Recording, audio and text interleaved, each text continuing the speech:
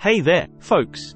Welcome back to JeaKen, the place where we bring you the hottest tips and tricks for a healthier, happier life.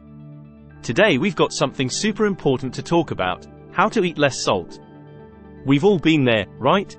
But don't worry, because I've got 6 fantastic tips to help you kick that salty habit to the curb. So grab a notepad and pen, and let's get started. First things first, folks, always read the labels. Those sneaky sodium monsters like to hide in plain sight. Look for keywords like sodium, sodium chloride, or salt. The higher up on the ingredient list, the saltier it is. My second tip: go fresh. Fresh fruits and vegetables are naturally low in sodium and high in nutrients.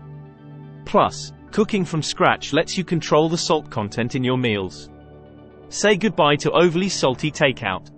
Tip number 3: spice it up. There are countless delicious herbs and spices out there to add flavor without the salt.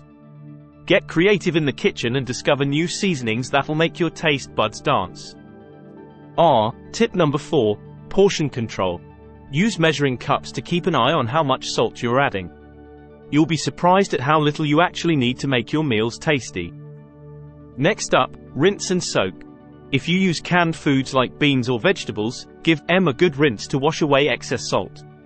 Soaking can also help reduce salt content in certain foods. And finally, tip number 6: be mindful dining out. Restaurants often pack on the salt for flavor, so don't be afraid to ask for your meal with less salt or sauce on the side. Your health is worth it. And there you have it, folks, 6 fantastic tips for eating less salt. Remember, small changes can lead to big results when it comes to your health. So, let's make a pact to reduce our salt intake and live our best, healthiest lives. If you found these tips helpful, don't forget to hit that like button, subscribe for more awesome content, and share this video with your friends and family.